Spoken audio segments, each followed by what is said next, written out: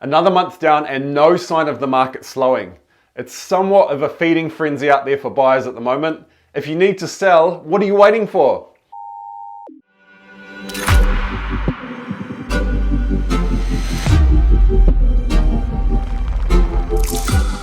So what's driving the property market?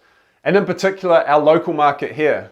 Well, there's a few factors to consider. First, money is the cheapest it's ever been, with the big banks now offering rates as low as 2.49% and Heartland Bank at 1.99%, it's cheaper than ever to service a mortgage. Interest rates are set to drop further with the Reserve Bank's Funding for Lending program to be implemented in December. Basically, the Reserve Bank is guaranteeing lenders a source of low-cost funds for lending to homeowners and businesses in an effort to further stimulate the economy. Although, the banks are still using around 7% when calculating your serviceability. Supply is very low.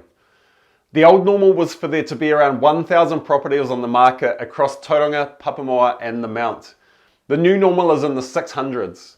This is partly due to the fact that properties are selling so fast, and partly due to some homeowners being hesitant to come to the market for fear of not being able to buy back in again. Don't get me wrong, there are a lot more listings coming on the market each month than usual, but it's not enough to meet the demand. Adding to this is the scarcity of new builds or house and land packages. There's no more land in the lakes, and the next stage in Papamoa is 18 months away from having titles issued. A lot of buyers who would have happily bought into a new build are now looking at the existing housing stock to avoid the wait. Demand is high. There are a lot of buyers out there. Some buying for the first time because of low interest rates or a fear of being priced out of the market, or both. Some people are looking to buy a rental investment in the pursuit of capital gain, and there's returnees coming home from overseas and looking to put down roots. We're currently seeing around 350 sales per month. The old normal was in the early 200s. Things don't look set to change anytime soon. The Reserve Bank is meeting next month to determine what the LVR rules will look like when reintroduced in March.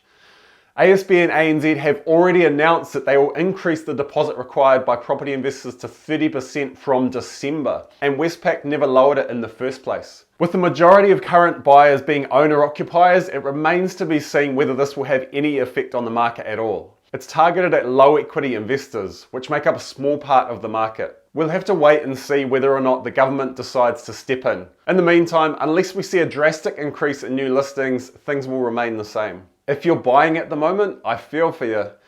It's a tough market to buy in. Most properties are receiving multiple offers within the first week, and you've got to be fast.